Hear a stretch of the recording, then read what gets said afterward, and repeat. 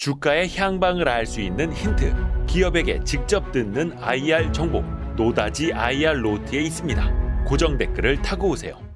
월간 이선엽 10월호가 돌아왔습니다. 어서 오십시오, 이사님. 예, 안녕하십니까. 와주셔서 고맙습니다. 예, 감사합니다. 지난번에 9월에 나오신 다음에 변화들이 엄청 많았어요. 그렇죠. 중국장도 크게 변했었고 네. 우리 시장 내부에서도. 근데 변하지 않는 건 항상 오셔도 거의 시장이 좋아봐야 2,600, 나쁘면 2,000. 그렇죠. 정말 좋으면 2,700.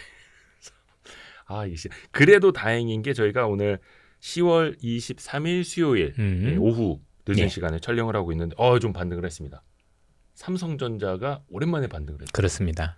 일단 23일 시장의 반등, 그래봐야 2,600이긴 합니다만 어떤 의미가 있을까요? 정말 일단 다행이다라고 생각을 하고 오늘 크게 두 가지 이슈가 있었습니다. 하나는 어찌됐든 우리한테 굉장히 어려웠었던 금투세와 관련해서 현재 야당에서 현재 폐지와 관련된 그러니까 최소한 올해는 안 하는 걸로 일단 시행하지 않겠다. 지금 얘기를 해서 일단 투자 심리에 굉장히 긍정적으로 작용한 부분들 긍정적이라고 생각을 합니다. 주식도 심리기 때문에 한국 시장에 대해서 매력을 느끼려면 어쨌든 뭔가 다른 데보다는 그래도 여기에 투자할 때 이득이 있다라는 게 있어야 되거든요. 그렇죠. 네. 어쨌든 그런 측면에서 일단은 긍정적이고요. 두 번째는 삼성전자의 반등인데 외국인 매물이 확 줄었거나 샀을 가능성이 높은 거죠. 아까 제가 확인했을 때는 순매수더라고요. 예, 그러니까요. 그러면 31일 거래일 만에 순매수. 그렇습니다. 사실 밸류에이션만 놓고 보면 이미 터무니없이 쌌었어요. 근데도 불구하고 계속 파니까 조금씩 계속 밀렸는데 저도 들고 있으면서 하루하루 얻어맞는데 와 정말 병나겠더라고요 정말. 그래서 분명히 싸기 때문에 여기서 더 사는 건 맞다라고 생각을 했고 줄이는 건 아닌 것 같은데 그러기엔 그러고 나서도 더 많이 밀렸으니까 되게 힘들었었는데 일단은 그런 점들이 외국인 매물이 일단 거의 끝났을 가능성이 물론 이제 더 지켜봐야 되겠지만 어쨌든 반등을 시작했다는 점에서 놓고 보면 그래도 이제는 뭔가 어느 정도 거의 다 온 거 아니냐라는 점들이 일단 긍정적인 것 같아요. 아무래도 삼성전자가 멈춰야 종목별로 대응도 수월해집니다. 그래도 시장 안정이 중요한 거니까. 하락이 멈춰야. 왜냐면 이제 전자가 무너지면 외국인들 입장에서는 이것 가지고 또 선물 연계해서 매매할 수 있는데 그러면 올라오지도 못하고 더 빠지는 모습들이 실제 밸류에이션과 상관없이 그런 일들이 있기 때문에 일단은 오늘 전자가 어쨌든 외국인이 들어오기 시작했다는 건 의미가 있다.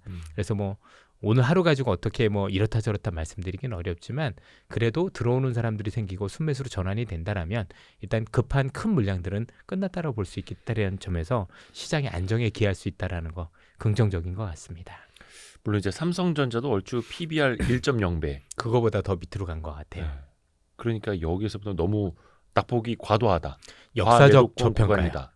근데 또 한쪽에서는 아직은 아니다. 이게 왜냐하면 반도체 어떤 사이클 측면의 문제가 아니라 이거는 기업의 경쟁력이 약화되는 시점이기 때문에 과거와는 달리 봐야 되는데 이게 두 시각이 충돌하고 있더라고요. 사실 틀린 얘기는 아니라고 생각을 하는데 저는 그거에 더 빠진다라고 생각하기보다는 올라가는데 제약이 있다라는 쪽으로 말씀드리고 싶어요. 그러니까 지금 이 가격 정도면 올라가는데 제약이 있고 일정 수준 이상으로는 어렵겠다라고 판단하는 게 맞는 거지 여기서 더 그것 때문에 더 많이 빠진다라고 보기는 제가 볼 때는 아닌 것 같습니다.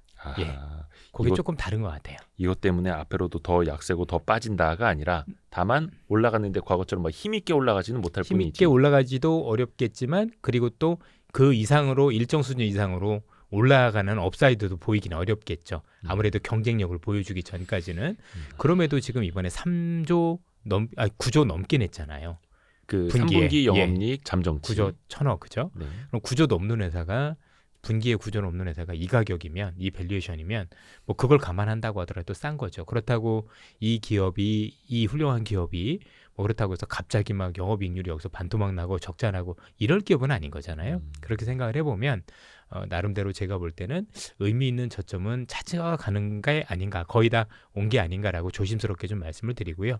다만 여러분들 걱정하시는 것처럼 근본적인 문제가 잠재해 있고 이게 반도체 순환 사이클상의 문제라기보다는 기업 고유의 문제가 자리하고 있기 때문에 뭔가 유의미하게 우리가 업사이드를 논하는 것, 정말 많이 올라갈 수 있는 그런 어떤 가능성을 논하는 건 상당한 시일이 걸릴 것 같다. 그리고 추가적인 반등을 한다고 하더라도 그 반등의 폭은 일정 수준에서 제약될 가능성이 높다. 이 정도로 봐야 될 것 같습니다.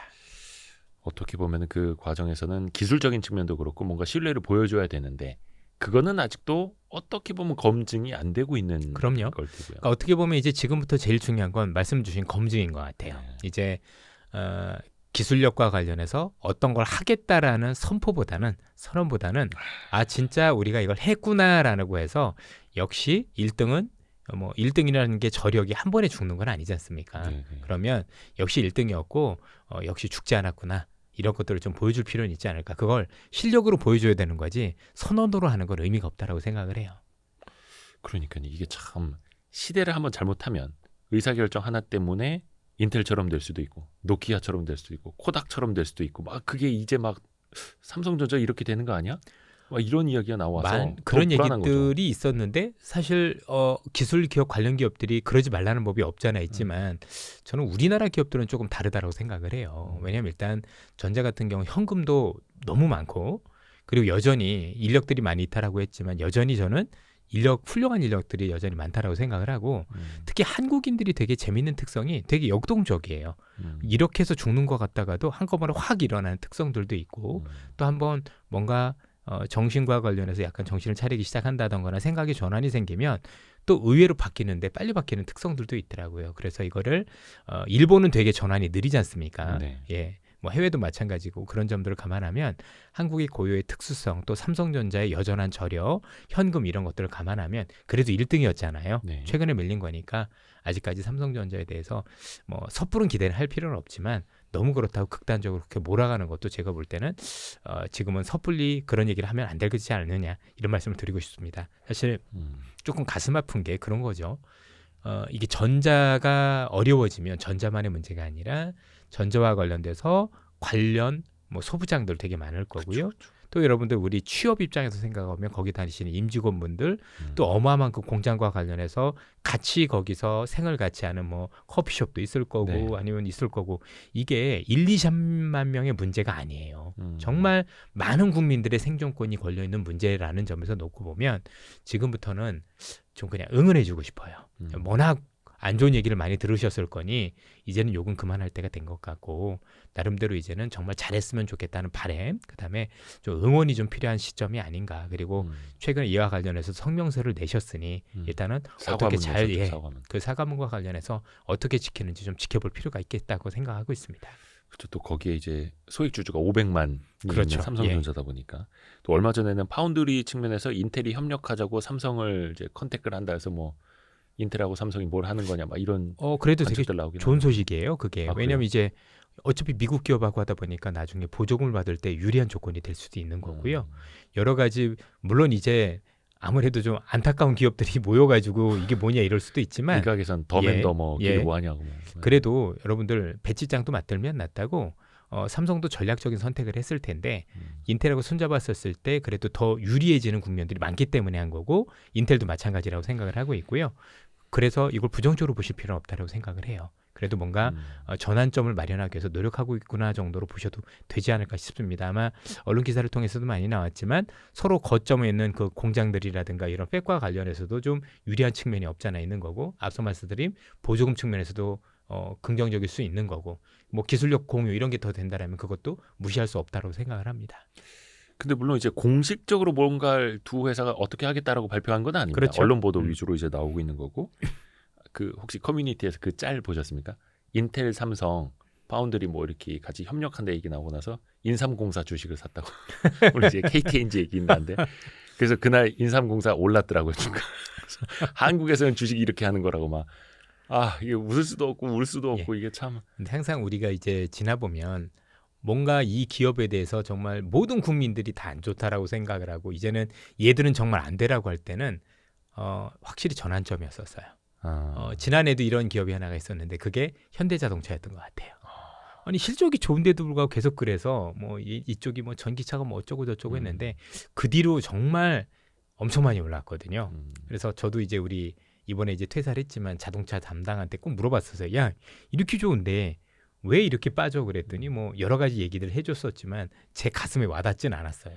뭐 그 얘기가 맞는다 하더라도 야, 그래도 실적이 나오는데 이건 아니잖아 싶었는데 결국엔 약간의 시간은 흐르긴 했습니다. 물론. 네. 그런데 결국은 제자리를 찾아가더라는 거죠. 그러면 전자도 일단 지금 어려운 상황이고 경쟁력과 관련해서 지금 분명히 밀리고 있는 건 맞지만 일단은 바뀐다라고 하니 단기간에 바뀐 거 아닌다고 하더라도 거기서, 네. 일단 바뀐다고 하는 거에 대해서는 일단은 긍정적으로 한번 지켜봐 주셨으면 좋겠고 뭐 이것 가지고 그 대신에 이제 주도주는 아닐 거니까 네. 길게 들고 가자 이런 말씀을 함부로 드리긴 그런데 그래도 1등 기업이었고 여전히 우수한 인력들이 있고 그다음에 현금도 많다라는 점 이런 것들을 감안하면 특히 사과문까지 그렇게 냈었으면 이거는 진짜 국민들 또는 내부한테 선전포고잖아요. 그죠?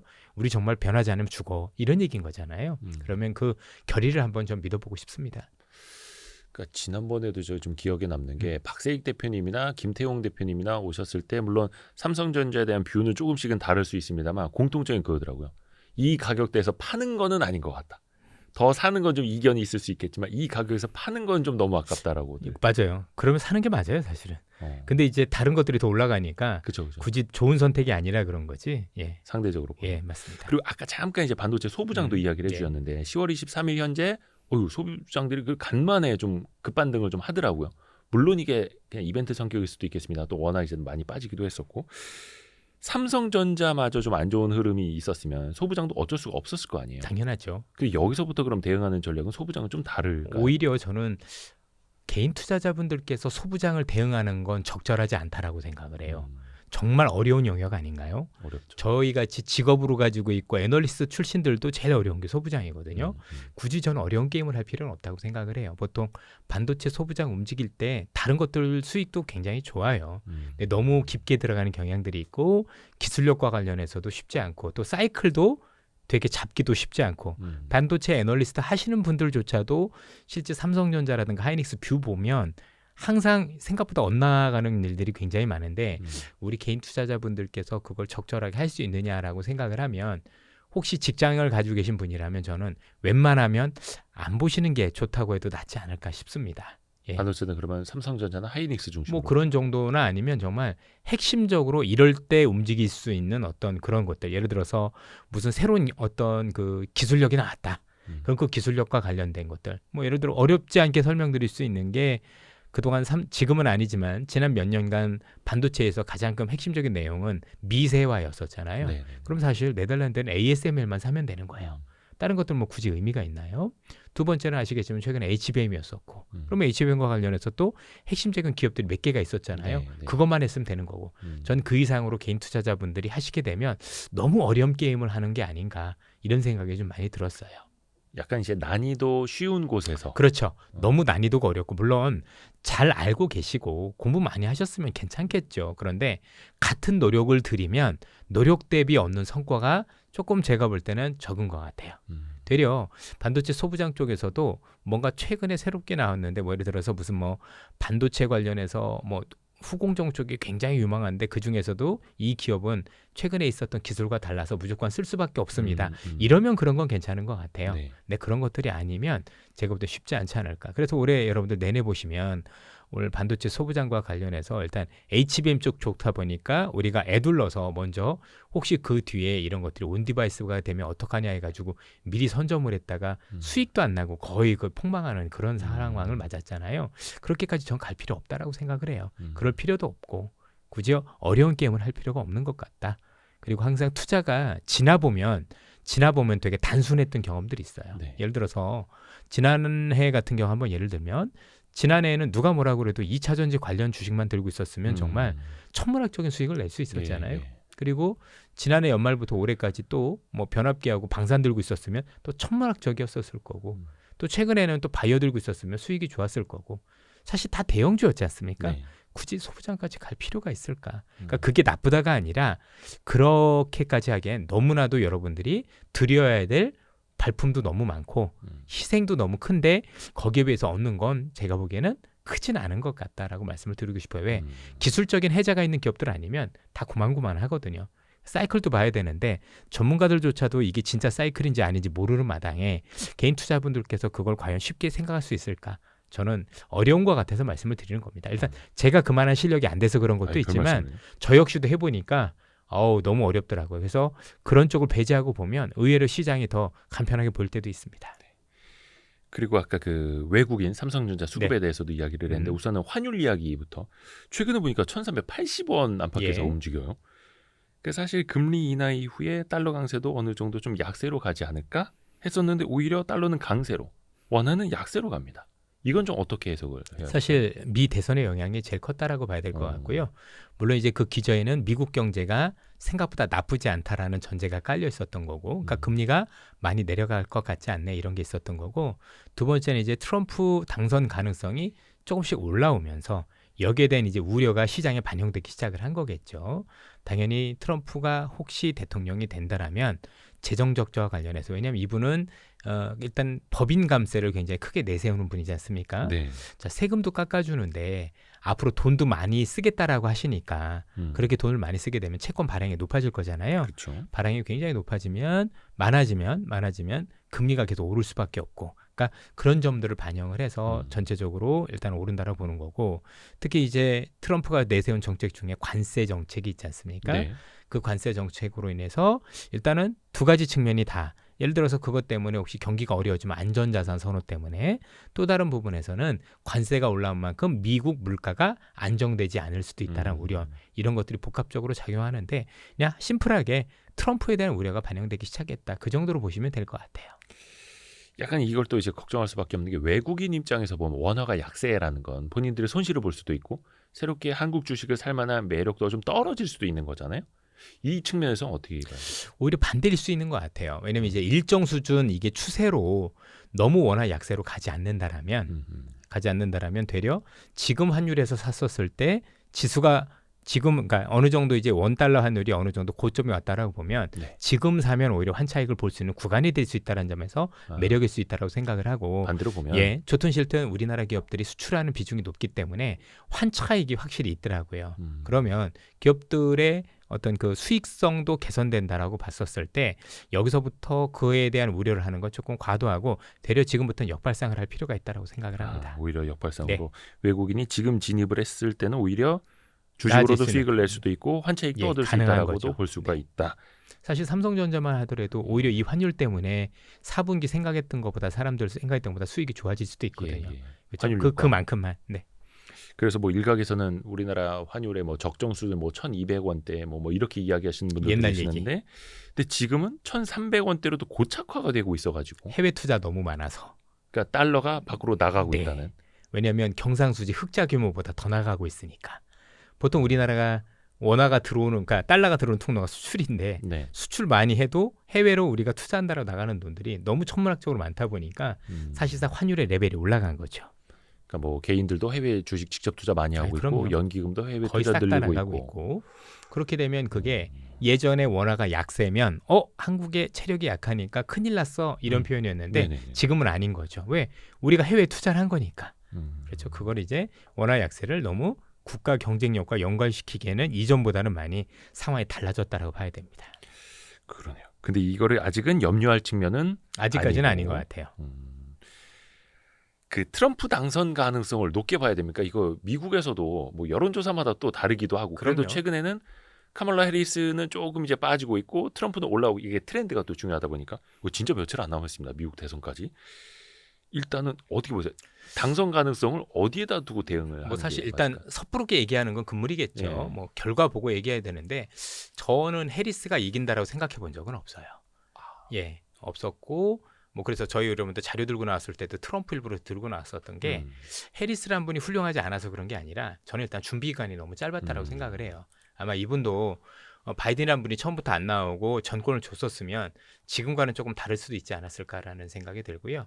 두 번째는 현재 미국이 놓인 상황이 좀 그런 것 같아요. 사실 바이든이 이건 잘못했다라고 좀 보기는 어려운 측면이 있는데 네. 아시겠지만 지난해부터 미국이 물가를 잡기 위해서 미국이 썼던 고육책 중에 하나가 불법 이민자 받는 거였었어요. 지난해 아시겠지만 엄청나게 인력들이 많이 부족했었거든요, 미국에서. 네. 그래서 자꾸 인건비가 올라가다 보니까 물가가 고착화되는 양상을 보였단 말이에요. 결국 이걸 해결하기 위해서는 이민자를 받는 것밖에 없는데 예. 이민자를 적게 받으면 그것도 효과가 없어요. 음. 그럼 많이 받았어야 되는데 문제는 이렇게 많이 받은 이민들이 서민의 삶을 더 어렵게 만든 거죠. 왜냐하면 이제 불법 이민자들 같은 경우는 와서 하는 일이 허드렛 일일 거고 이게 미국 내에서 유색인 정도 흑인이나 히스패닉이나 아니면 이런 분들이 근무하고 계시는 뭐 서비스 업종을 침투해서 임금을 깎았을 거거든요. 아무래도 그 친구들이 들어오면 저분이 시간당 10,000원 일하고 있으면 나는 8,000원에 일할게. 실제로 그런 일들이 벌어지고 있고 그러다 보니까 뭐 그분들이 구글 뭐 엔비디아 이런 데 들어갈 건 아닌 거지 않습니까? 그래서 뭐 있는 분들은 더 나아졌겠지만 서민분들은 오히려 이런 불법 이민자들 때문에 내 일자리도 위협을 받았고 실제 내 임금도 줄어드는 근데 물가는 되게 높으니까 거기에 대한 불만이 돌이킬 수 없는 수준까지 됐다라고 생각을 해요. 그래서 최근에 히스패닉의 대부분이 돌아섰다라는 신문 기사가 미국에서 나오기 시작을 했고요. 흑인분들 같은 경우도 흑인들도 아마 거의 이전에는 민주당 지지가 90% 이상이었는데 최근에 조사를 보니까 70%까지 떨어졌다. 즉 여전히 지지는 많이 하고 있지만 생각보다 많이 돌아선 부분들이 있고 공화당 쪽으로. 그렇습니다. 그리고 무엇보다도 이스라엘이 대놓고 공화당을 지지하고 있다라는 것. 이건 팩트죠. 그러면은 그건 이제 유대인표. 유대인피죠. 그리고 돈의 움직임이죠. 아시겠지만 이전에 트럼프는 이스라엘이 예루살렘으로 미국의 대사관을 옮겨줬잖아요. 공식적으로 이스라엘 편을 들었고 그다음에 사위도 쿠슈너 유태인인 거고 네네. 그다음에 이란을 경제 제재함으로 인해서 이란이 힘을 못 쓰게 즉 헤즈볼라라든가 아니면 그죠 이런 어떤 애들에 대해서 뭔가 힘들게 만들었는데 바이든은 풀어줬잖아요. 제가 보더라도 그렇게 할 것 같은데요. 그래서 대놓고 제가 볼 때는 이번에 민주당 그었다라고 생각을 해요. 그렇다고요? 그 칼을 그어버린 거죠, 그죠? 너희들 나가라고. 제가 이스라엘에도 그렇게 한다니까 너무나 당연한 거 아닌가요? 국가 생존권을 위해서는 이런 점들이 작용을 해서 원래 그런 것들만 아니었었으면 그래도 어쨌든 해리스 가능성도 있었다고 생각을 하는데 이런 것들이 복합적으로 작용하다 보니 제가 보기에는 쉽지 않은 부분들이 있지 않았을까. 어떤 그 카멀라 해리스라고 하는 그 인물에 대한 한계 그리고 민주당의 한계가 다 같이 그렇죠. 좀 이제 약해질 수밖에 어떻게 없는. 보면 이제 민주당 입장에서는 잘한 것들이 굉장히 많은데 그 잘한 게 어떻게 보면 어쩔 수 없이 그렇게 해야 되는 건데 그게 표를 잃는 행위였다라는 거죠. 되게 이게 좀 아쉬움이 있죠. 앞서 말씀드렸던 불법 이민자를 과연 안 받는 게 맞느냐. 저는 냉정하게 고민해보면 안 받았었으면 이 물가 안 잡혔을 거거든요. 오히려 받을 수밖에 없었던 건데 받고 나니까 또 서민들이 더 힘들어지는. 오히려 저는 이랬으면 좋았을 것 같아요. 일정 부분 받고 나서 좀 물가 안정되면 이제부터 막을 거고 나도 충분히 하겠어. 물론 최근에 그런 얘기를 했는데 좀 더 강하게 했어야 되는 거 아닌가 싶더라고요. 그러니까 해리스가 언론 인터뷰에서 그런 내용을 제대로 답변을 못하면서 오히려 또 이제 지지율도 더 깎아먹었다 이런 본인들의 나름대로 그게 정치 강령이었었으니까. 그러니까 분명한 건 미국에 있는 서민들은 현재 민주당이 내놓은 정책을 신뢰하지 않는 거죠. 저렇게 하면 우리 서민들이 더 힘들어지는 거지 근본적인 문제 해결이 아니다라고들 보는 것 같아요. 약간 그런 것도 있는 것 같아요. 사실 이제 미국이라는 곳이 이민자들의 땅이고 이민자들에 의해서 세워진 나라이긴 하고 카멀라 해리스의 뭐 부모도 그렇고 이민 뭐 세대이기도 한데 이미 그런 식으로 해서 이민을 온 사람들은 미국에 기득권이 되어 있는 거고 레스토랑 알바가 됐든 뭐 접시 닦기가 됐든 그 분들이 앞으로 새로 올 또 다른 이민자들한테 내 일자리를 뺏긴다면 이분들은 또 돌아설 수밖에 없는 거잖아요. 예. 근데 또 트럼프도 얘기하는 게 불법 이민을 막겠다라는 거지 합법 이민을 막겠다라는 건 아니었거든요. 그 차이는 있어요. 그러니까 사람들이 더 거기에 신뢰를 하는 거예요. 그러니까 무작정 왜냐면 미국이 이민자의 나라고 이민자들로 꾸려졌고 예전부터 그래왔던 건데 이민자를 아예 막겠습니다라면 누가 좋아하겠어요? 그게 아닌 거죠. 이민 올 사람들은 당연히 와야 된다. 근데 저렇게 막 수백만 명씩 불법 이민을 오는 거 저건 막아야 되는 거 아니에요? 왜? 그중에 마약쟁이들도 있고 뭐도 있고 그런 얘기를 하는 거잖아요. 그죠? 어떤 사람들이 섞여있지 모른다. 그거에 대해서 되게 불안해하는 거죠. 왜냐면 그래도 합법 이민은 검증이 된 사람들이지 않습니까? 나름대로. 그러다 보니 거기에 대해서 이제 미국인들 굉장히 공감을 하고 특히 미국 이렇게 가보시면 의외로 지금 최근에 우범지대도 많아졌고 그리고 여러분도 알고 계신 노숙자들도 홈리스들도 되게 굉장히 많아졌는데 이게 다 그 영향인 거지 않습니까? 좀도둑들 들꺼는 거 말할 것도 없고 미국인들이 들꺼는 건 이런 거죠. 이게 나라냐. 그죠? 상점에서 저렇게 약탈당하고 있는데 처벌도 못하는 게 국가냐. 그거에 대한 반감이 전 커질 수밖에 없다고 생각을 해요. 저희들이 갔다 왔을 때도 그랬어요. 야 이건 나라에도 이건 장사하기가 힘들겠는데 그런 생각이 들었을 정도니까. 그러니까요. 그 뭐 이렇게 누가 와서 상점 털고 있으면 주인은 한숨 쉬어서 그냥 나가버리고. 나가버리죠. 왜냐면 그 사람들 잘못 체포하면 다치기라도 되면 돈 다 물어줘야 돼요. 뭐 물건이라고 해봐야 뭐 음료수 몇 병 훔쳤을 텐데 그거 가지고 몇 천만 원씩 물어주면 배보다 배꼽이 더 크잖아요. 일단 최근에 또 10월 들어서 트럼프 당선 가능성이 높아지면서 우리나라 이제 친환경 에너지 예. 관련주들이 또 막 많이 후두둑 빠졌죠. 떨어지고 예. 있더라고요. 이거는 어쩔 수 없는 그렇죠, 걸까요? 뭐. 왜냐면 정책 자체가 그러니까. 물론 많은 분들이 실제 그렇게 못할 거야라고 본인들만 그렇게 생각하시는 거고요. 실제 여러분들 주식이라는 거 심리니까 그렇게 안 한다 하더라도 일단 빠지는 건 그런 거잖아요. 그렇죠? 그러니까 실제로는 그렇게 안 할 줬던 걸 수도 빼앗거나 있어요. 예. 친환경 정책에서 180도 돌아설지 못하더라도 일단은 심리적으로 그런 부분들이 한 번은 반영이 되는 거죠. 그렇죠. 주가라는 예. 게 지금 시장이 맞습니다. 어떤 걸 예상하고 있느냐 불확실성이 이거에 있는 합니다. 거니까. 그러니까 지금 제일 중요한 건 뭐냐면 트럼프라는 사람의 불확실성이 전 있다라고 보는데 일단 트럼프가 내건 공약들이 있단 말이에요.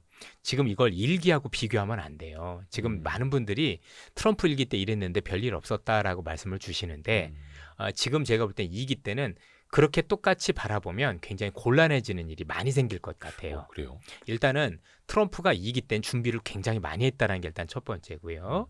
두 번째는 저희들도 이해하는 게 분명히 트럼프가 얘기한 것들 중에서 상당 부분 실현되지 않을 가능성이 높다라고 보는 거고 네. 그리고 그 이유는 너무 저런 정책들이 강하다 보니까 저게 결국은 협상에 유리한 고지를 차지하기 위해서 내놓은 카드가 아니겠느냐라는 거죠. 그러면 상대국에서 어떤 협상 카드를 줄 것이며 네. 트럼프는 현재 얘기했던 수위를 얼마나 낮출 거냐 그건 우리가 일단 확인해야 될 필요가 있지 않을까라는 생각을 하는 거고 특히 관세 같은 경우도 그런 것 같습니다.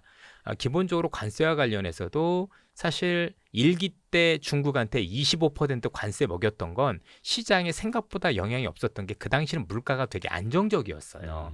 그러다 보니 중국 정도 그 정도 하는 거 가지고는 크게 영향이 적었지만 지금 얘기하는 그 관세는 전 세계 모든 국가에 보편적 관세를 하겠다라는 거니까 요거는 미국은 몰라도 최소한 미국에 수출하는 국가 입장에서는 그만큼의 부담이 있을 수밖에 없다고 보는 거고 또 하나는 중국에 대해서 60% 관세 저도 다 할 것 같지는 않은데 도대체 트럼프가 어떤 품목에 어디까지 하고 싶은지는 우리가 알아야 될 필요는 있지 않을까라는 생각이 드는 겁니다. 그래서 이제 품목별로 또는 이제 산업별로 그 명암들이 조금 달라질 수도 있지 않을까라는 생각이 들어서 이전처럼 아무 일도 없을 거다가 아니라 기업별로 산업별로는 그 영향권에 들 수도 있겠다라고 일단은 우리가 조금 더 생각을 해보고 다만 이게 온전하게 다 진행된다라고 생각은 안 되니까 저 사람이 얘기한 것 중에서 어느 정도 현실화 가능성이 있는지 일단 당선되고 우리가 한번 주판을 튕겨봐야 돼요.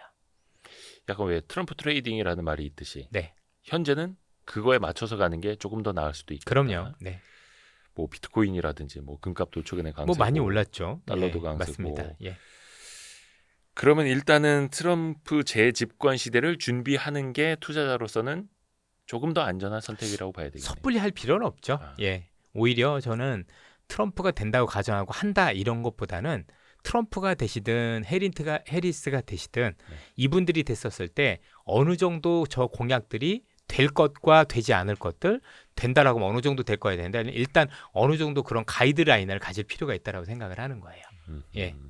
특히 이제 여러분들 우리가 예전에 바이든 대통령이 계실 때 이분이 IRA법 했던 거 기억나시잖아요.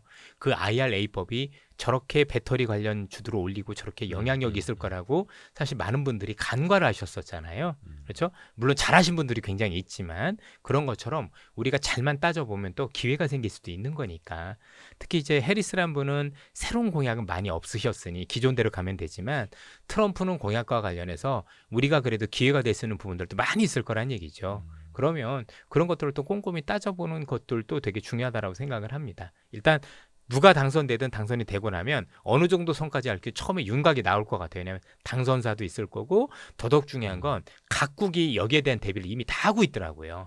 다 하고 있어서 트럼프가 원하는 건 교역이고 무역 적자를 해소시켜 주는 거니까 미국에. 네. 그러면 미국한테 줄 선물들을 지금 다 준비하고 있는 것 같아요.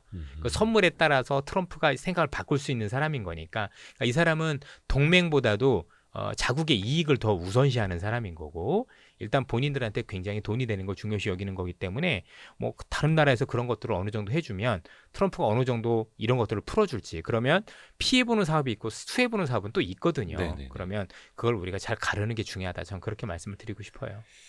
근데 우리나라 입장에서는 일단 트럼프가 당선이 되면 과거처럼 이제 일단 관세 장벽도 그렇고 자유무역이 더 어려워질 수도 있겠고 또 어떻게 보면은 방위비 분담금에 대해서도 또 협상을 또 다시 해야 될 수도 있겠고 뭐 전쟁이야 빨리 끝나면 좋겠습니다만 뭐 본인이 이제 당선되면 바로 뭐 러시아 전쟁이 뭐 다 종식시킬 수 있다 이러면 또 방산주가 또 어떻게 될지도 모르겠고 이게 첨예하게 걸린 게 되게 많은 것 그럼요. 같더라고요. 이게 꼼꼼히 따져봐야 되는 게 지금 방산주 말씀을 주셨지만 트럼프 방식으로 하면 방산주가 단기적으로 빠지고 결국은 더 올라갈 가능성이 높아요. 왜냐면 이게 여러분 생각해 보세요. 지금 이제 트럼프의 방식이 뭐냐면 우크라이나한테 니네들 지금 러시아한테 뺏긴 거 인정해라는 거예요. 그렇죠. 인정하고 휴전하지 이렇게 나가는 이쯤에서 건데요. 끝내자. 예. 그러면 우크라이나 입장에선 지면서 끝나는 거거든요. 그렇죠. 그럼 동맹이 나서서 지는 걸 인정해라고 하는 거잖아요. 그러면 나머지 동맹들이 어떻게 생각을 할까요? 이게 러시아를 압박을 해서 니네 물러나야지 뭔가 미국이란 힘이 작용을 해서 나름대로 우리가 이긴 것처럼 되어야 뭔가 방산주의에 대한 어떤 기대가 꺾이는데 현재 나머지 있는 국가들 입장에서 야 이거 봐라.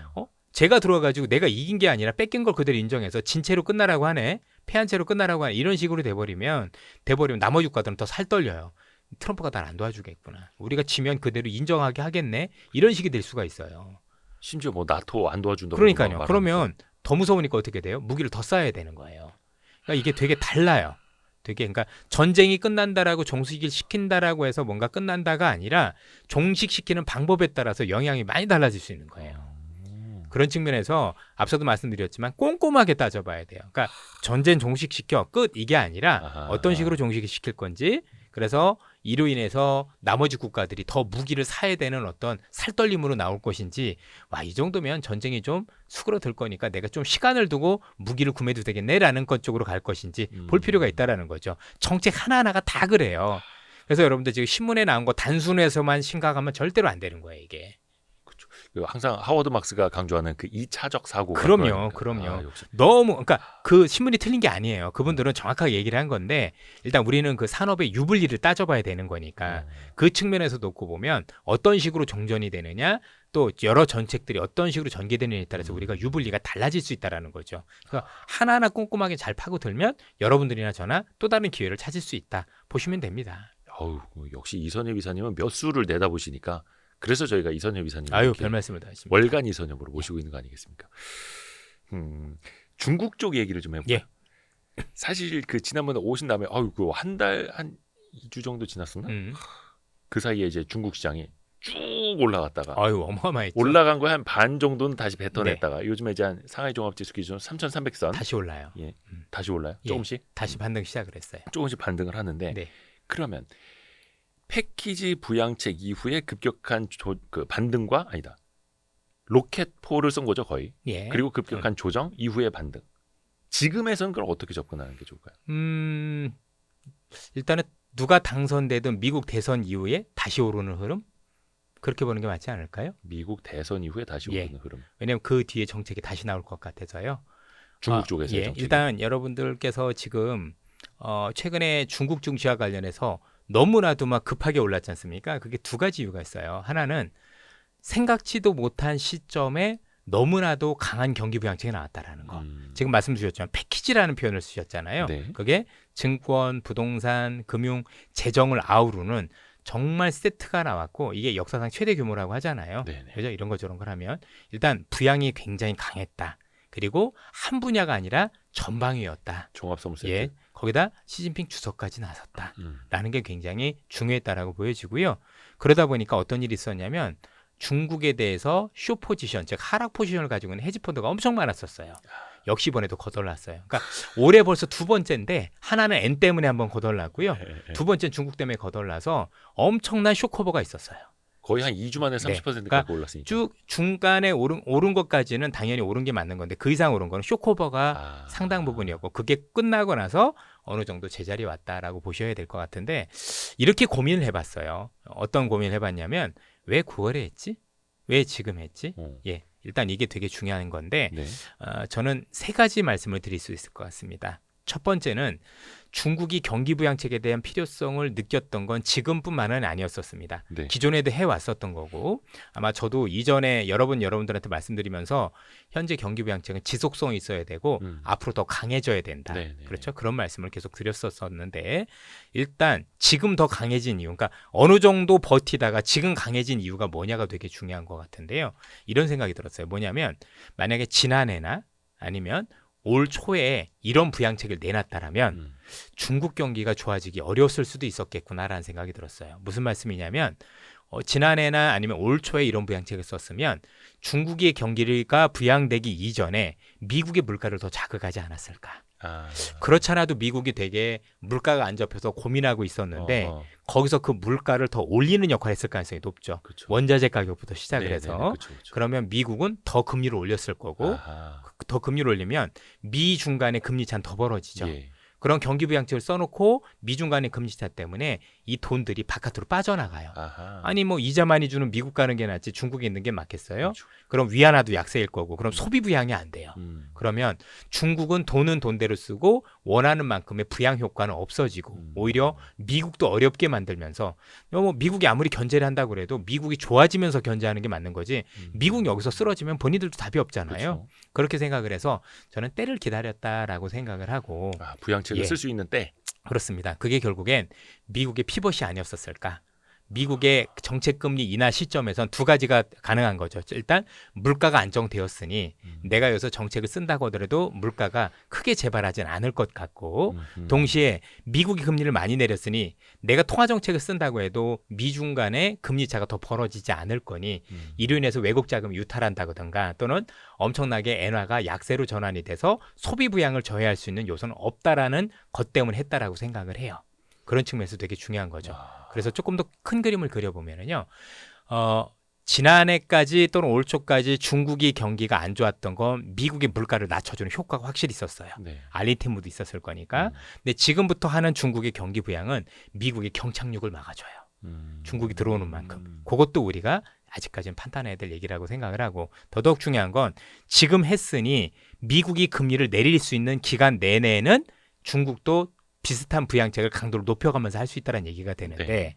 현재 연준의 점도표를 보면 내년 그리고 내후년까지 2.9%까지 기준금리를 내리는 스케줄이에요. 그러면 산술적으로 봐서 최소한 중국의 경기 부양책이 올해 내년 내후년까지는 현재보다 더 강해지면서 이어질 가능성이 높다라고 판단을 하셔야 될 것 같아요. 일단 그렇게 볼 수 있는 거죠. 일단 어떻게 보면 이제 좋게 보면은 글로벌 정책 공조인데 뭐 미국하고 중국이 그 공조를 할 리는 없고 어떻게 보면 중국 입장에서 똑같은 돈을 풀더라도 가장 효과가 날 수 있는 구간에서 시기를 기다렸다간 거죠. 미국의 물가도 잡히고 맞습니다. 금리도 피벗을 했을 때 지금이야 그러면서 패키지를 그냥 준비해놨다가 확 풀어버린 거네요. 그렇죠. 그래서 갑자기 강하게 했던 거라고 보시면 되고요. 또 역시 당연히 대선 후보가 누가 되느냐에 따라서 정책의 방향이 좀 바뀔 수 있잖아요. 방법이라든가 네. 그와 관련해서 지금 더 강한 부양책을 내놓고 싶고 구체성을 내놓고 싶어도 참고 있겠죠. 그렇죠? 당연한 거 아니겠어요, 그거는? 먼저 내놓으면 패를 읽히게 돼요. 그러면 앞에서도 약간 이제 트럼프 당선 가능성을 이제 높게 보고 우리도 이야기를 했습니다만 당연히 미국 입장에서 중국 입장에서 보면 트럼프가 다시 재집권을 하는 게 더 아플 거 아니에요. 둘 다 제가 볼 땐 만만치 않을 것 같아요. 사실 뭐 강도나 방법의 차이라고는 합니다만 방향은 달라지지 않겠습니다만 관세까지 있으면 대신에 이제 중국은 그런 생각을 하겠죠. 저렇게 관세 얘기를 하는데 그러면 관세 못 올리게 내가 혹시 선물을 많이 주면 예를 들어서 미국 물건을 구매를 많이 해주면 나름대로 좀 숨통이 틀 수 있는 여진이 없지 않을까라는 생각을 하고 있는 것 같아요. 만약에 혹시나 그러니까 농산물 같은 거라든가 미국의 어떤 그 물건들을 중국이 많이 구매를 해준다라면 약속대로 해준다라면 트럼프 입장에서는 어쨌든 딜이라는 걸 좋아하는 사람이고 경제적 이득이 중요한 사람이니 그래도 뭔가 숨통을 틀 수 있는 열어줄 가능성도 배제할 수는 없는 거죠.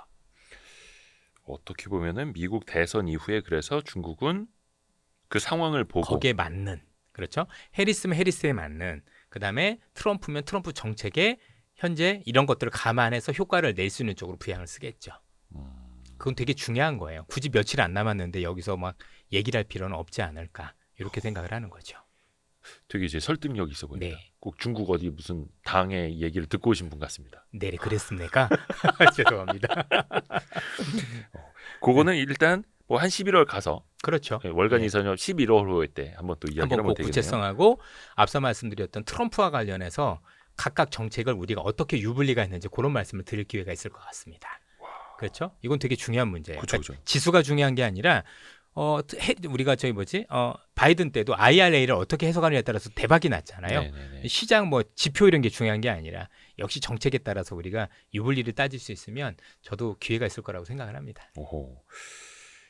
그래서 이런 수를 읽어야 되는 건데 가장 잘 읽어주시는 분이 이제 이선협 장군입니다. 아유, 별 말씀을. 예. 그러면 지금 상황에서는 이제 대선 이후에 중국 중심 다시 오를 가능성 높다라고 보셨고 중국 그래도 증시 좀 우리가 뭔가 수혜주를 투자를 하든 지수에 투자를 하든 뭔가 찾아야 되지 않겠습니까? 어떤 방식이 가장 현실적이라고 보세요? 우선 이제 여러 가지 머릿속이 좀 복잡해지는데 제가 많은 유튜브를 보니까 중국에 투자하라고 하는 순간 매국노로 맞아요. 찍히더라고요. 맞아요. 그렇죠? 네. 그럼 일단은 매국노는 되지 말아야 되니 일단은 좀 중화시켜서 네. 혹시 물려 계신 분이라면 네. 좀 좋은 가격에 나올 수 있는 기회가 될 거다. 일단 애둘러서 이렇게 말씀을 드리고 싶고 네. 요즘 이런 게 있어요. 중국 수혜주는 그냥 중국인 것 같아요. 중국이 저렇게 좋아지니까 우리가 이게 수혜가 될 것이다가 아니라 중국이 좋아지면 그냥 중국 투자 외에는 제가 볼 땐 방법이 없는 게 이전하고 달라진 것 같습니다. 이게 미중 간의 갈등이 지속되고 있고 미중 간의 갈등에서 핵심은 공급망 분리거든요. 미국이 현재 중국에 깔아놓은 공급망들을 전부 다 미국으로 들여오거나 또는 아니면 미국하고 친한 국가들 중심으로 공급망을 재편하고 있는 건데 네. 그럼 중국 입장에서는 지금 자기네들이 생산한 물건을 그동안 미국이나 이런 데서 해줬는데 그게 안 되는 거잖아요. 그러면 중국 입장에서는 내가 만든 물건을 내가 직접 쓰는 자급자족 형태로 이렇게 변하게 되는데 그러면 한국의 수혜가 이전만 못해요.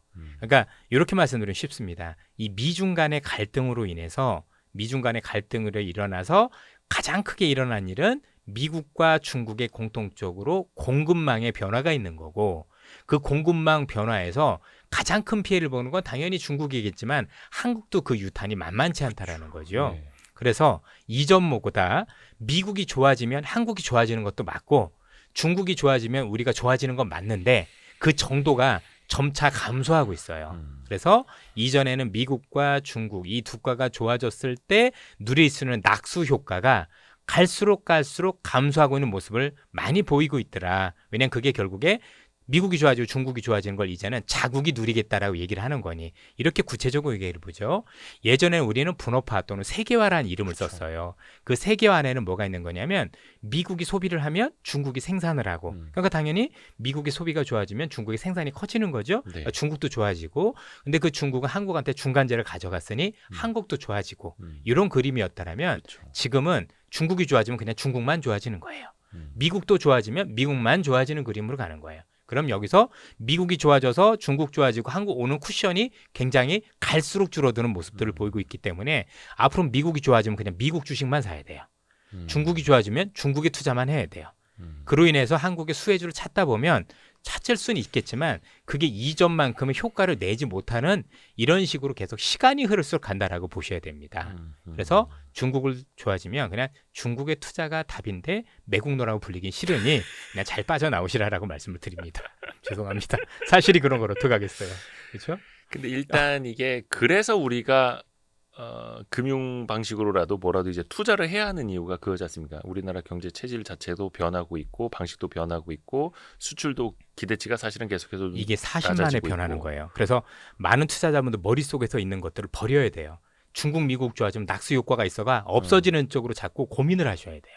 20년 전하고 그렇죠. 확실히 달라지는 그러니까 거죠. 우리나라 고유의 또 좋아지는 기업들이 있고 역시 미국이나 중국이 좋아지는 기업들은 확실히 있지만 네. 그게 이전만큼은 아니고 그 숫자도 제한된다라는 거죠. 그렇게 보면 그 좋아지는 기업들도 따로 찾아야 되겠지만 되려 미국이나 중국에서 직접적인 어떤 수혜가 되는 기업들도 우리가 투자 대상에 넣으면서 바운더리를 넓혀야 돼요. 그러지 않으면 지금 대응이 안 돼요. 그러니까 아예 직접적으로 그 시장에 진출해서 잘하고 있는 기업. 그렇죠. 뭐 이번에도 여러분도 아시겠지만 미국에서 원전한다니까 뉴스케일 파워만 몇 배 올랐잖아요. 우리 거 얼마나 올랐어요? 요만큼 오르다 말았잖아요. 그러면 같은 투자 수익률이면 미국의 그 관련 SMR 투자했다라면 몇 배 수익을 내지만 한국 거는 그래봐야 테마성이고 몇 프로 안 오르지 않습니까? 어떤 선택이 나으냐 이거죠. 이런 식으로 변하기 시작을 했어요. 참 이게 뼈 아픈 부분이고 그럼요. 어떻게 보면 그래도 투자를 하는 사람들한테는 기회가 있다는 뜻이 아예 되고 좋죠. 예. 근데 그 기회가 우리 쪽 말고도 많이 찾아야 되는. 그러니까 여러분들이나 넓게 저나 봐야 되는. 넓게 봐야 될 수밖에 없는. 안타까운 건 결국 여러분들께서도 너무 한국 시장만 고집하면 안 된다는 말씀 드리고 싶어요. 거의 레이더 반경이 이제 300km가 아니라 3,000km, 한 3만 km 이렇게 네. 돌려야 되는 거네요. 그래서 각사들도 지금 해외 리서치를 많이 하고 있는데 저 정도 인력 가지고 안 될 것 같아요. 이 조그만 나라 분석한다고 저도 리서치 했을 때 80명씩 앉아서 하는데 미국 분석하면서 10명 갔다 하면 그게 가능하겠어요? 그렇죠. 그래서 예. 일단은 가능한 범위 내에서. 근데 이렇게 그렇게 하는 하면 거고. 잘 못 찾게 돼요. 그래도 우리는 이제 좋은 보고서라도 있고 또 뭐 유튜브에서 활동하시는 분들 또는 좋은 블로그나 텔레그램 하시는 분들이 도움을 많이 주시잖아요. 네. 근데 그것만 가지고는 이제 국장까지는 되는데 해외까지 바운더리 넓히려면 조금 더 넓게 해야죠. 예. 조금 더 글로벌 리서치. 그렇죠. 실제로 올해도요. 부끄럽지만 실제 저희도 투자를 해보면 해외 주식을 했을 경우와 하지 않았을 경우 수익률 차이가 너무 나요. 죄송한 얘기지만 한국만 투자했을 경우 저 역시 마찬가지였는데 올해 포트폴리오 자면 다 마이너스였었어요. 한국 것만. 예, 한국 것만 하면. 그래도 이제 해외 거를 담아놨기 때문에. 해외 거 담은 하우스들이 되게 좋았어요. 차이가 굉장히 컸어요. 그렇다고 꼭 해외를 가시라는 얘기가 아니라 적절하게, 왜냐면 우리가 한때 수혜주인 것도 있고 미국이 수혜주인 것도 중국이 수혜주인 것도 있을 거 아니에요. 그러면 거기에 맞게끔 투자하시라는 얘기입니다. 정밀하게. 그렇습니다. 찾아내야 예. 되고. 왜냐면 테마성으로 저게 좋으니까 우리가 연관주가 이렇게 해야, 그러면 아닌 거죠. 테슬라 수혜주는 그냥 테슬라인 거예요. 그쵸. 엔비디아 수혜주는 그냥 엔비디아인 거고 그렇게 하시라는 얘기입니다. 이제도 많이 아마 깨닫고 계실 거예요. 그럼요.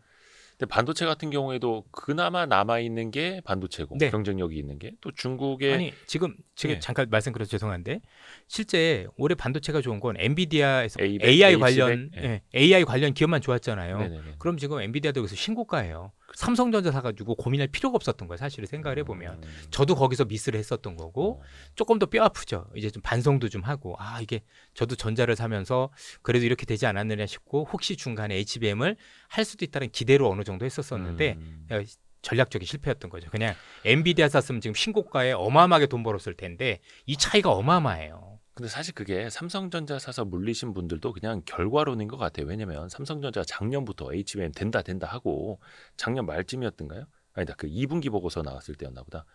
아니다. 작년 말쯤이었나 보다. 2분기에 양산 시작할 거라고 그 분기 맞아요. 보고서 써가지고 맞아요. 사람들이 엄청 화제가 돼서 삼성을 믿었던 사람들이 지금 이제 막 골고루 맞아요. 앓고 있는 거잖아요. 네네. 근데 됐었어도 제가 볼 때 결과가 다르지 않았을 거라고 보는 거기 때문에, 왜냐하면 잘하고 있는 하이닉스도 전고점을 못 넘어갔잖아요. 그런데 엔비디아는 넘어갔지 않습니까? 결국은 보면 HBM 했다고 해서 삼성전자를 선택하는 게 아니라 그냥 그걸 잘하고 있는 엔비디아 하나 사는 게 더 맞았다라는 거죠. 더 나은 선택을 말씀드리는 거예요. 이게 나쁘다 좋다가 아니라 굳이 하이닉스까지 올 필요도 없다라고 보는 거죠. 그냥 엔비디아 하나 사가지고 그것 때문에 움직이는 건데 하면 되는 거지. 굳이 수혜주라고 저거 사고 그럴 필요가 있었냐는 얘기죠. 그러네요. 엔비디아 수혜주는 엔비디아. 그렇습니다. 중국의 경기 부양 수혜주는 그냥 중국 그냥 증시. 중국이에요. 중국 증시예요. 뭐 지수. 예. 요즘 뭐 한국 ETF도 거 많이 별로 나왔으니까. 영향 없어요. 그러면 해외 시장에서 잘 하고 있는 그 우리 기업들로 좀 포커스를 한번 더 볼게요. 해외에서 잘하고 있는 쪽이 이제 화장품이었는데 네. 화장품 같은 게 최근에 좀 변동성이 커지고 있더라고요. 그리고 뭐 23일, 지금 10월 23일에 찍고 있습니다만 반도체나 이런 오랜만에 급반등하니까 잘 나가던 화장품주들도 조정을 받고 있고, 물론 이거 뭐 수급상의 영향일 수도 있겠습니다만 최근의 흐름은 어떻게 보세요? 제가 이전에도 이것과 관련해서 미리 말씀드린 적이 있어요. 네. 이번에 움직이는 화장품들은 브랜드가 인디 브랜드예요. 거의 그 화장품은 참고로 월간 이서엽 때 제가 매월 예. 질문을 하고 있습니다. 말 그대로 브랜드력이 없어요. 어. 다만 워낙 상품이 좋고 그다음에 이제 아이디어 가지고 유행이 빠른 건데, 그래서 저는 ODM이나 이런 업체들 빼놓고는 굳이 그 관련 업체에 투자하는 게 저는 조금 이제 약간 쉽지 않을 거다라고 말씀드렸던 기억이 나요. 맞아요. 이게 만약에 브랜드력을 가지고 예를 들어서 에스테리오더 아니면 라메르 이런 브랜드력을 가지고 뭔가 엄청 커가는 어떤 형태면 괜찮은데 아니다라는 거죠.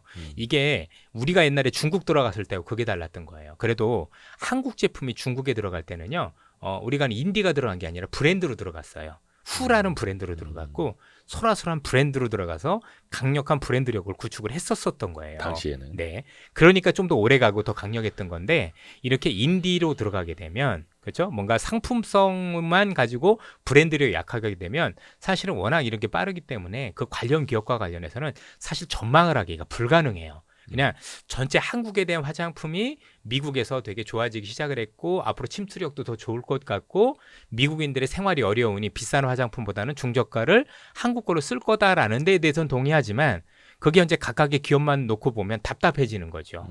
그래서 제가 볼 때는 OEM, ODM 업체 빼놓고는 제가 볼 때는 썩 그렇게 뭔가를 지금 어떻게 잘 투자해야 된다라고 말씀드리기도 어렵고 저 역시도 생각하고도 쉽지 않더라고요. 왜냐하면 그 유행까지 저희들이 따라가기엔 너무 힘들어요. 미국에 지금 매달 가볼 수도 없는 거고 쉽지 않더라고요. 근데 OEM, ODM 관련된 기업들도 주가 변동은 좀 꽤 생기더라고요. 같이 생기는 거죠. 나름대로 같이 생기는데 그래도 실적 보면 더 다른 것 같아요. 예. 어쨌든 그 친구들은 누가 유행만 하면 되는 거지 않습니까? 그렇죠? 어떤 그게 더 브랜드가 낫죠. 지고 뜨든 예, 맞습니다. 그 K-뷰티에 대한 트렌드만 꺼지지 않으면 그렇습니다. 그게 더 핵심인 것 같아요. 그거를 핵심으로 보면 특히 이제 올해보다는 전 내년에 기대를 하는 게 여러분들이 생각하셨던 것보다는 전 BTS 효과가 되게 크다라고 생각을 해요. 이제 한두 명씩 이제 제대하고 있으니까. 내년 6월이면 다 제대를 예. 해요. 그러면 완전체가 되거든요. 제가 며칠 전에 부산에 출장을 다녀왔어요. 물론 자비로. 예. 절대 회사가 돈을 안 주니까. 그래서 갔다 오면서 멕시코 여성분이 제 옆에 앉으셨어요. 그래서 이제 뭐 여쭤봤죠. 그래서 어디 가냐 그랬더니 부산 간다. 그래서 부산은 어떻게 알고 있고 멕시코 어떻게 했더니 BTS 때문에 왔대요. 부산에 BTS 없을 텐데. BTS 멤버 중에 아버님 한 분이 거기서 카페를 하시나 봐요. 저 그것도 처음 알았어요. 그래서 뭐 지난주 기준으로 해가지고 거기에 무슨 뭐 광안리 불꽃 축제도 있다고 그러고 제가 탔던 열차 안에서 3분의 1이 외국인이었었어요. 이게 BTS의 힘이에요. 어마어마한 문화의 창출력을 가진 게 얘네들인데 지금 어떤 뭐 특정 시즌도 아닌데. 예. 네. 그런데 내년에 이 친구들이 전부 다 전역을 해서 이제 다시 활동을 하게 되니 제가 볼 때 우리나라 K 문화 관련해서 뭐 화장품도 그렇고 음식료도 그렇고 다시 한번 레벨업 할 수 있는 시점이 그때를 시점으로 뭔가 우리가 다시 잘 보셔도 되지 않을까 싶습니다. 의외로 저는 BTS에 대한 효과가 크다라고 생각을 해요. 좀 개인적으로 아쉬운 게 있다라면 BTS라는 친구들이 너무 훌륭해서 병역도 다 마치고 그래서 저는 너무 박수를 쳐주고 싶지만 국가적인 입장에서 굳이 그렇게 그쵸. 군대를 보내는 게 맞는지에 대해서는 고민이 있어요. 아마 일전에도 말씀을 드렸지만 그렇다고 무조건 군대를 빼자 이런 얘기는 아니고요. 우리 체육계에서도 금메달 따면은 병역을 면제주 시켜주는 것처럼 나름대로 제가 보기에는 기준을 이것도 놓고. 기준을 둬서 뭐 예를 들어서 무슨 지난번에 말씀드렸었던 것처럼 뭐 빌보드 1등 정도 하면 아니 영화계에서 아카데미상 정도를 타면 저는 이 정도는 어느 정도 그래도 그 영향을 줄 수 있는 거 아니냐라고 좀 제언을 드립니다. 좀 아쉽더라고요, 되게. 그렇죠, 그렇죠. 예. 뭐 물론 이제 본인들이 갔다 왔고 너무 훌륭하기 때문에 제가 볼 때는 뭐 잘한 거겠지만 그래도 그게 조금 더 이어졌었으면 우리나라 국가에 미치는 경제에 미치는 영향이 생각보다 파급력이 좀 굉장히 컸을 거라고 생각을 해요. 그러니까 지금 다들 이제 엔터주에 물려 계시거나 엔터주를 열심히 이제 공부하셨는데 잘 생각처럼 안 되신 분들도 다 이제 BTS 효과를 기다리고 있고 그럼요. BTS가 내년 하반기 그러니까 25년 하반기에 활동을 시작을 하면은 뭔가 좀 달라질 것이라는 기대는 되게 많아요. 파급력이 되게 컸고 진짜 제가 해외 나가서 뭔가 저도 모르게 눈물이 핑 돌았던 적이 몇 번 있었던 게 너무 자랑스러워서 네네네. 그 중에 하나가 일단 앞서 우리 같이 얘기했던 삼성전자였었고요. 제가 이제 90년대 초반부터 전 유럽을 돌아다니기 시작했는데 제가 그 당시는 한국인들이 해외여행 자유화가 처음 시청되려 네. 거의 없었을 그 텐데 88 올림픽 그 예, 직전 직후에 맞습니다. 자유화 됐으니까. 그때 가서 해외에서 삼성전자 로고를 보고 그 유럽에 있는 분들이 삼성전화는 그때 눈물 진짜 핑 돌았어요. 이게 한국이구나. 요 MZ 세대 예. 분들이 이제 삼촌들한테 아마 이 얘기 많이 들으셨을 그럼요. 거예요. 그런 예. 거 있었고 전 BTS 때도 그랬어요. 영국 갔는데 이 BTS의 영향력 때문에 한국에 대한 위상이 얼마나 높아졌는지 너무 자랑스러운 거예요. 거기서 한국인 진짜. 아저씨가 혼자 울고 있었으면 그렇죠. 근데 이제 좀 웃긴 얘기를 해드리면 한국인들 왜 좋아해? 그래서 잘생겼다는데 그러니까 나도 한국인인데 그러니까 안 믿는 거예요. 넌 안 생겼어 그러고 이런 에피소드가 있었지만 어쨌든 되게 자랑스러웠던. 노스코리아니야. 아이 죄송합니다. 여러분들 진짜 농담 아니고 요즘 우리 그 젊은 후배분들 결혼하실 때 보면 네. 우리 때는 네. 조선족하고 결혼했단 말이에요.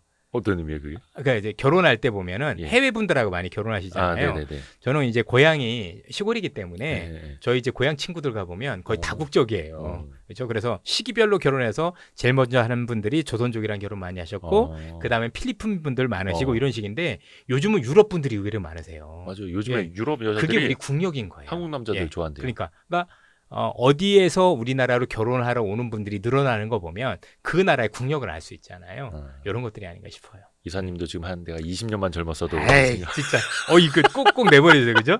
야, 지금 땅을 치고 그냥 지금인데. 근데 이게 어떻게 보면은 단기간의 흐름이라든지 반짝 유행이 아니라 네. 어떤 이제 지속되는 흐름 그럼요. 속에서 다시 한번 기대해 볼 수도 있겠다. 그럼 아유, 엔터주도 약간 좀 내년에는 그때는 기업별로는 괜찮아지겠죠. 요즘 너무 엔터가 진흙탕이 돼가지고 문제가 되는데 그런 것도 안타깝죠, 있고 또 되게. 이제 예. 앨범 판매 매출이 쭉 빠지면서 근데 그- 또 내년이 되면은 전년 동기 대비로는 또 플러스로 또 나올 수도 있잖아요. 근데 아시겠지만 그 앨범이라는 게 요즘 누가 CD 사서 누가 들어요. 원래는 또 그게 본질이 아니었죠. 그게 이제 본질이 아니 아시죠? 뭐 하는 포토카드. 건지. 예. 그런 거에 썼던 건데 이제는 그런 데서 벗어나면서 본질로 가야죠. 미국은 여전히 음원으로 하고 있잖아요. 그렇죠. 그래서 지금 뭐 미국에서 제일 유명한 가수들 뭐 여자 파커스도 있고 그런데 그분들은 앨범 팔지는 않지 않습니까? 우리도 저도 좀 변화를 해야죠. 최근에 그 네. 엔터 업계에 계신 분들 좀 네. 만나보니까 어떤 그 자성의 목소리가 벌써 나오더라고요. 그럼요. 포토카드나 아니면 그 팬미팅 이런 음. 거 추첨 가능성 높이는 확률 막 이런 것 때문에 이제 막 지갑을 열도로 막 뿜었던 것들. 아니 근데 근데, 생각은 예. 또 마케팅 잘한 거죠. 그렇죠. 또. 예. 그러니까 좋게 보면은 마케팅을 잘한 네. 거고 좋은 비즈니스 모델을 창출을 한 건데 네. 그게 어느 정도 피크를 쳤고 반감도 샀으니 이제는 새로운 비즈니스 새로운 비즈니스 모델을 모델 해야죠. 이제 예. 발굴을 하는 일단 그쪽으로 또 잘하고 있고 내년을 또 기대를 해보겠습니다. 그러면은 K컬처뿐만이 아니라 K뷰티 또 K자 붙은 것들이 그게, 흐름으로는 예. 좋을 수 있다. 컬처 내년에도. 때문에 좋아진 거예요. 그걸 바탕으로. 많은 분들이 우리나라 기업들이 잘한 것도 있지만 사실 컬처가 그게 천병이 돼줘요. 음. 연결고리가 돼주는 그렇죠. 거거든요. 그래서 컬처가 되게 잘 되고 문화가 많이 뻗어나가고 그래서 뭐 음악 우리 BTS를 비롯한 훌륭하신 이런 음악 아니면 우리 또 영화 드라마 이런 것들 계속 연결고리가 돼주면서 하면 저는 여전히 가능성이 있다고 생각을 합니다. 그래서 뭐 식료품이라든지 이런 거에서도 포장지에 한글이 써 있으면 그럼요. 오히려 더 돋보이게 되고. 그건 중국에서도 그랬었어요. 그래서 왜 중국이 그 짝퉁에다가 한글 써갖고 팔고 막. 그럼 이렇게. 짝퉁인 건 금방 아는 게 북한식으로 써 있는 경우 되게 많아요. 그거 외국인이 알까요? 뭐 그거 이발소하면 리발 절대 구별 못해요. 그냥 한글처럼 보이면 그렇게 합니다. 그래서 웃긴 거 되게 많았습니다. 예. 참 그 특히 송배전 관련주들 뭐 벌써 거의 2년째 저희가 2년 넘게 이야기를 하고 있는 것 같은데 과거에 한번 송배전 관련주들도 계속 이제 살 때다 이야기해 주셨었고 언제 한번은 차익 실현을 맞아요. 조금씩 하고 있다 네. 말씀해 주셨고 지난번 나오셨을 때가 지지난달인가 다시 사고 있다라는 언급도 해 주셨었어요.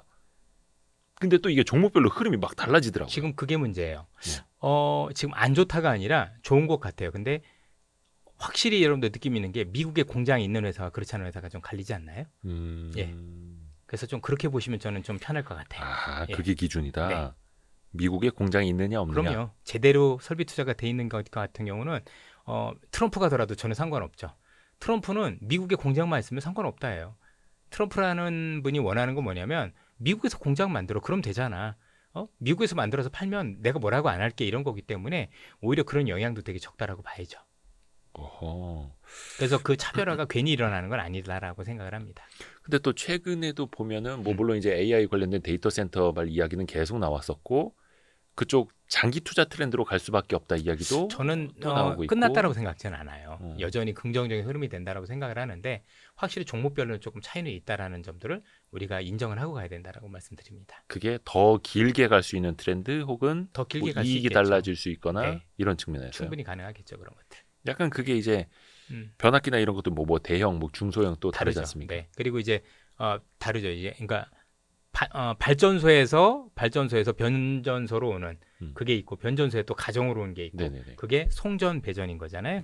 어이구 죄송합니다. 네. 예, 그래서 그런 어떤 시기별로 있는 거니까 지금 미국에서 어디 중심으로 투자를 하는지 그런 것들도 있겠죠. 이게 송배전이 되게 중요한 게 발전소가 있다 하더라도 그 발전소에서 전기를 끌어오는 게 이게 쉬운 일이 아니에요. 그래서 네. 최근에 미국에서도 SMR이라고 불리는 소형 원전에 대한 얘기가 나오는 이유 중에 하나도 송배전하고도 연관이 있어요. SMR은 바로 옆에다 지어요. 데이터 센터 옆에다. 그렇죠. 근처에. 그러니까 송배전이 필요 없어지는 거죠. 그러면 송배전망만 그것만 아낀다고 하더라도 엄청난 비용이 축소될 수 있기 때문에 그런 움직임들이 있는 거예요. 물론 이제 아직까지는 SMR이 몇 대 안 되니까 그렇죠? 뭐 그 정도까지는 아니라고 보여지지만 그만큼 이제 송배전에 대한 이슈가 굉장히 커지고 있는 것만은 분명해 보여요. 선거 끝나면 다시 부각될 것 같아요. 아 이거 역시 예. 왜냐면 결국은 트럼프도 전기에 대해서는 이해하고 있거든요. 그러니까 미국에서 제일 필요한 게 전기고 전기가 있고 이 전기 비용이 싸야 저렴해야 미국에서 제조업하기 좋을 거 아니에요. 그렇죠. 또는 그리고 현재 미국에서 추진하고 있는 AI 경쟁력도 생길 거 아닙니까? 그러기 위해서 지금 에너지 가격을 낮추겠다라고 하는 거니까. 근데 중요한 건 지금 에너지 가격이 비싼 것도 중요한 건데 에너지가 모자라는 게 문제거든요. 네네. 그 모자란 점들을 채우려면 더 많은 발전소들이 있어야 되는 거고 그 발전소들이 많이 생긴다라고 하면 근본적으로 송배전은 계속 더 많아질 수밖에 없는 거죠. 한 가지는 분명한 건 해리스라는 분이 있었을 때 또는 바이든이 있었을 때 송배전이 더 좋은 건 맞아요. 왜냐하면 풍력이나 태양광들이 더 있어야 송배전이 더 많아져요. 많아지니까, 예. 촘촘해지니까. 근데 곳곳에 발전소가 생긴 예, 거니까 그건 우리가 염두에 둘 필요는 있는 것 같아요. 아하. 또 대선 이후에 또 어떤 정책들을 그렇습니다. 내놓는지를 봐야 되는 거고. 그리고 또 그 제약바이오주도 지난달에 제가 질문을 드렸었는데 당시에도 금리 인하뿐만이 아니라 생물보호법 이게 종합적으로 봐야 된다 그럼요. 그 말씀을 해주셨었는데 여전히 또 제약바이오주는 강세입니다. 그럼요. 이건 좀 장기적인 그림으로 봐야 그렇다라고 생각되는 게 예. 제가 제약바이오를 수십 년째 계속 봐오면서 많이 속기도 하고 많이 울기도 하고 많이 당하기도 했는데 지금 제약바이오는 확실히 달라요. 신뢰가 있고 그래도 기술력이 검증이 되고 있고 그로 인해서 글로벌 빅파마들의 선택을 받고 있고 요거는 저는 레벨이 달라진다라고 생각을 합니다. 이런 경우가 없었어요. 예전에 한미약품이 한번 그런 적이 있었었는데 그렇죠. 한미약품이 잘못해서 이렇게 됐던 건 아닙니다. 한미약품이 했던 기술력은 참 좋은 거였는데 그걸 했던 사노피라는 게 다른 걸 하겠다라고 하면서 드랍을 시킨 거라 그랬던 네. 거지 그 당시 그게 시초였다라고 보여지는 거고 그 같은 기술이 지금 펩트론이잖아요.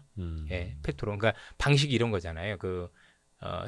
펩트론을 사라는 얘기는 아니고요. 결국 이제 우리나라가 잘하는 게 뭐냐면 살 빼는 약을 만들었다가 아니라 살 빼는 약의 효과를 지속시키게 하는 효과가 있는. 예를 들어서 지금 뭐 다른 어떤 기업들 같은 경우는 뭐 삭센데 같은 하루에 한 번씩 주사 찔러야 되는 거고 아니면 최근에 나온 약들 같은 일주일에 한 번 찌르는데 이 기업 거를 쓰면은 한 달에 한 번 찌르면 되는 되게 편리성이 가미되는 그런 어떤 보조 역할을 해주는 역할들을 되게 잘하는 게 한국 기업들의 속성인데 요게 일단 글로벌 기업들한테 인정을 받기 시작을 했고 그렇죠. 그래서 인정을 받으면서 실제 라이센스를 넘기기 시작을 했고 중요한 건 이 기업들이 그게 이 기술이 여러 군데도 적용이 가능한 플랫폼이다 보니 사실은 또 하나 성공하면 두 개, 세 개 성공 가능성이 높아지니까 거기에다 밸류에이션을 또 적용되기 시작을 했고 그리고 이런 것들이 우연히 이루어진 게 아니라 그동안 열심히 투자를 많이 해왔었는데 그동안 코로나 때문에 임상실험을 못했었던 거예요. 그러다가 코로나가 지나고 임상실험이 한꺼번에 빵 터지면서 갑자기 등장을 하기 시작을 했고 그래서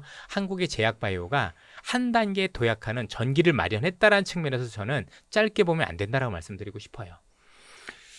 어떻게 보면 글로벌 그 뭐라 해야 되나 메가 트렌드하고는 조금 비껴나가 아니, 있는 메가 건데 트렌드가 아니고 글로벌 블록버스터급의 신약은 아니지만 예. 빅파마들이 필요로 하는 기술을 갖다 그렇죠. 붙여줄 수 있는 그런 바이오 기업들. 이렇게 생각하면 어떨까요? 우리가 보통 이제 그 로봇가 있는데 네. 뒤에다가 날개를 달면 이게 날을 수 있는 그 날개라고 보시면 돼요. 태권브이의 날개. 예. 태권브이라고 아무도 모르실 것 같은데 마징가 제트라든가 뭐 요즘 로봇 메칸더 뭐가 부이 있지? 뭐 이런 걸 텐데 그랜다이죠.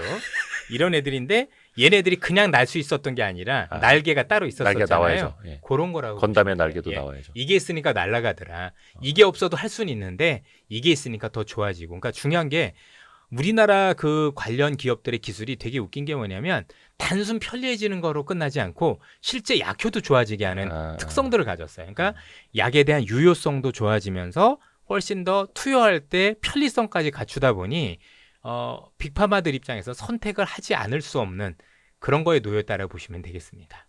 그렇죠. 되게 중요한 거였었죠. 막 단순히 편리한 것뿐만 기술 아니라 보면 약효까지. 되게 어렵게들 얘기하는데 별것도 아니에요, 여러분들. 이게 그러니까 어렵게 얘기해도 우리는 좀 단순화해서 이해를 해야죠. 그럼 맞습니다. 예. 또 요거 좀 여쭤봐야겠다. 밸류업 지수가 발표가 됐는데 네. 일단은 뭐 여러 가지 논란이 있습니다만 예정대로 11월에 밸류업 지수를 이제 베이스로 하는 ETF들이 이제 출시가 된다고 합니다. 약간 이사님 같으면 지금 밸류업 지수에 어떻게 투자를 하고 싶으세요? 안 하죠. 질문 끝나기도 전에 대답하셨어요. 네, 안 하고요. 네. 관련 기업엔 투자를 하죠. 아예 개별적으로. 예, 왜냐면 거기에 빠져 있는 종목들 중에서 너무 밸류업과 관련된 종목들이 많은데 그건 아쉬웠어요. 그러니까 지수에 대한 투자를 하고 싶지는 않고 밸류업과 관련해서 진심인 기업들이 많이 늘어나기 시작을 했어요. 그래서 그런 기업들 같은 경우는 돈을 벌기도 하지만 어쨌든 주주에 대해서 이득을 돌려주려는 노력들을 지속을 하면 기업 가치가 확실히 올라가요. 올해 올해 저 역시도 굉장히 간과한 부분이 있었다라면 밸류업에 대한 파괴력이었었어요. 실제 다 필요 없고 뭐 대박 내는 거 필요 없고 나는 정말 안정적인 걸 원해 있었으면 밸류업과 관련된 금융주만 가지고 있어도 그쵸. 30-40% 이상 수익이 꾸준히 났어요. 그쵸. 최소한 50% 이상 난 기업들도 있고. 또 배당도 예, 받으면서. 맞습니다. 근데 지금 전자 들고 마이너스 난 것보다는 1000배는 낫잖아요. 아니, 진짜로 그렇죠? 어차피 중요한 건 수익률이란 말이에요. 예. 우리는 좋은 기업을 찾는 건데 너무 간과를 했던 거예요.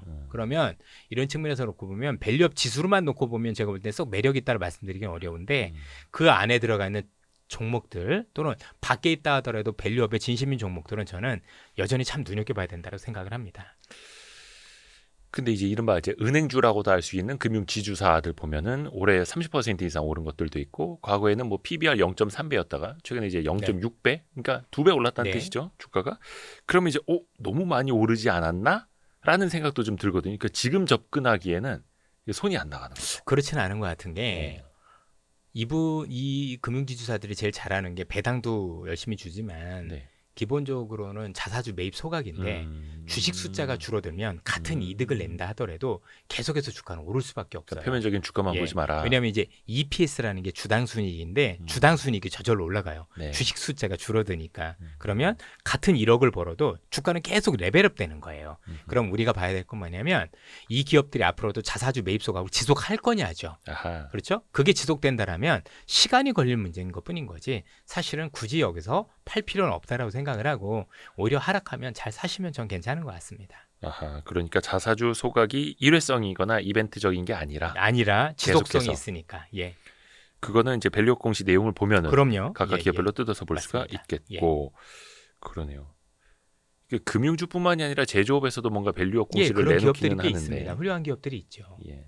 근데 물론 어떻게 보면 그 산업이 성장하고 있느냐, 그 기업이 실적을 더 낼 수 있느냐, 사실은 그게 더 중요하긴 그럼요. 하잖아요.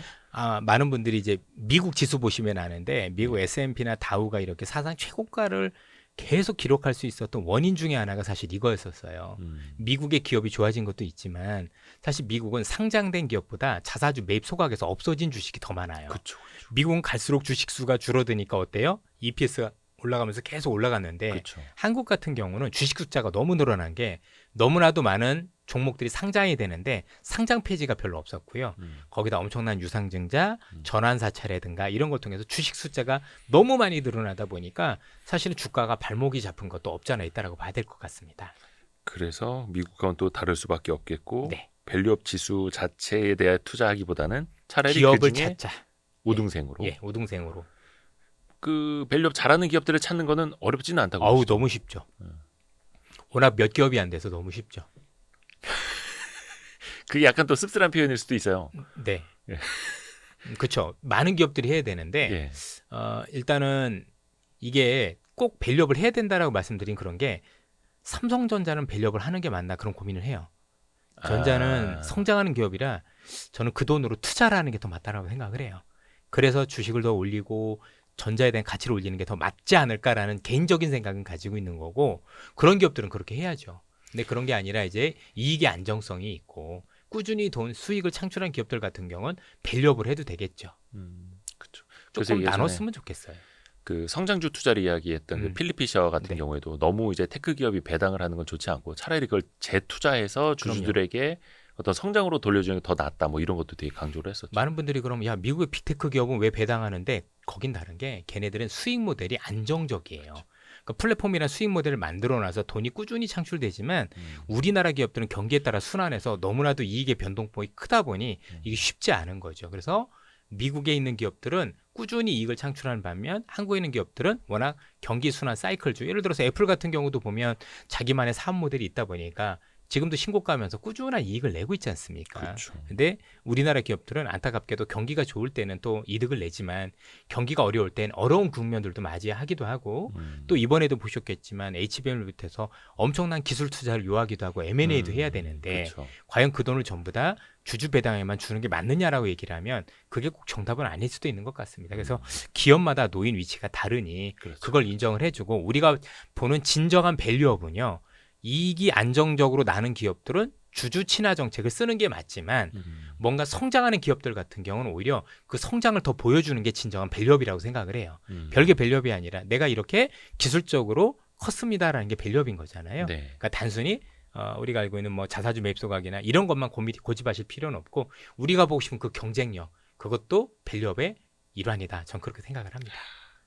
그래서 배당 만능주의가 아니라 네. 그거는 기업에 속한 어떤 상황에 따라서 맞습니다. 달라질 수도 있는 거고 다만 이제 그런 기업들은 이제 밸류업 뭐 다른 게 아니라 진짜 의사결정 과정에서 주주를 배려하고 신경 써주는 그런 모습들을 그렇죠. 또 꾸준히 그게 진정한 신뢰로, 배려죠. 네, 예. 신뢰로 보여줘야 된다라는 거고. 중요한 건 성장하려고 하는 게 중요한 거고 그 진심이 중요하다고 생각을 합니다. 11월에는 그 미국 대선 이후에 당연히 하게 예, 될 테고. 그러는 게 제일 좋겠죠. 그렇죠. 누가 됐는데 이분이 내놓은 정책이 이런 의미가 있어서 우리한테는 이런 산업에 유불리가 있다라는 걸 하시는 게 제일 좋지 않을까 싶어요. 아, 월간 이선엽 11월호가 벌써부터 또 기대가 됩니다. 벌써 10월 말이어가지고 예. 월간 이선엽 2024년 10월호 함께하셨습니다. 이선엽 이사님 고맙습니다. 예, 감사합니다. 감사합니다. 아유, 네. 고생하셨습니다. 예. 고생하셨습니다.